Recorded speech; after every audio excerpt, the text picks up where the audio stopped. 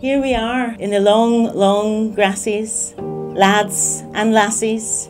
When we'd first arrived, we weren't sure what they were, if they were wheat or fields of corn or barley. We didn't have a clue, mate. We were black city kids, and this was a world beyond our ken. This is what we looked like then. This exhibition is called Tread Softly. It's curated largely from the Arts Council collection. And it's an exhibition that's about childhood, about developing identity, about how we find our place in the world, and the fact that that's not always an easy or a comfortable journey.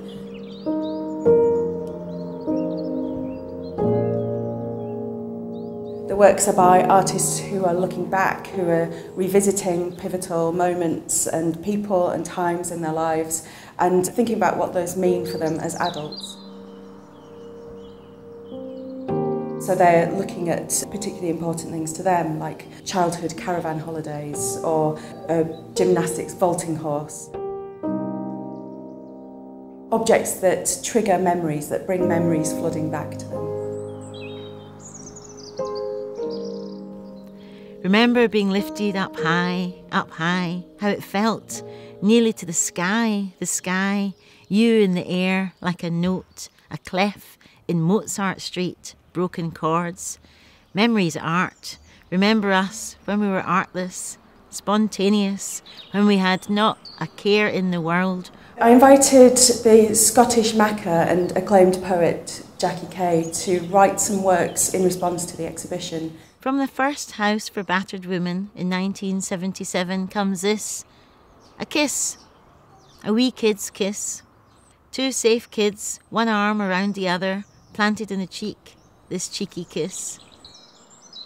Jackie's work is very much about her childhood, about the fact that she was adopted at birth, that she was a black child adopted into a white family in Glasgow in the 1960s, and all of the impact that that experience has had on her as an adult. And in her writing, she often revisits those particularly important memories in her life that have gone on to shape her and her work as an adult.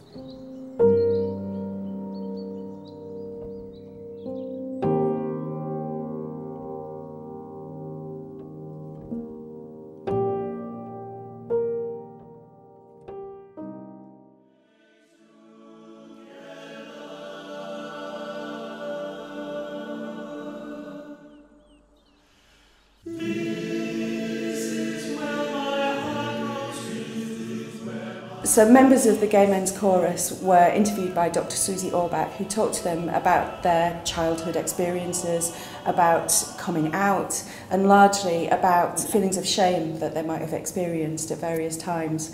And what Jordan has done is taken shame, which is something that's often very hidden and secretive and that grows by being ignored and hidden, and he's actually brought it out into the open. So the singers were actually then singing songs which grew from their interviews, their narratives, their stories about their youth. They were then set to music by composers and musicians, including Billy Bragg and David McAlmont.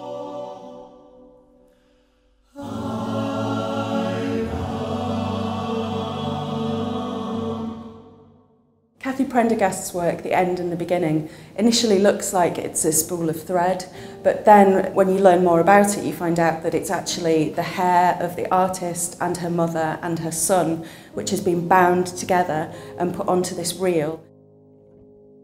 So it's a really compelling and moving work, which is about not only the things that connect us in terms of DNA, that's the actual kind of physical connection between families, but it's also about the emotional bonds, the things that tie us together, the fact that this long reel of hair can symbolise so many kind of shared experiences and journeys and feelings that happen between families and that exist between families.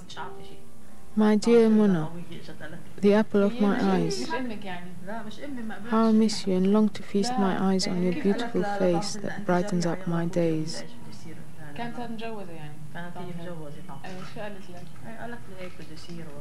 When you were here, the whole house was livened up by your presence. Now it feels like the house has lost its soul. I wish this bloody war would be over soon, so you and your sisters can return, and we will all be together again like the good old days.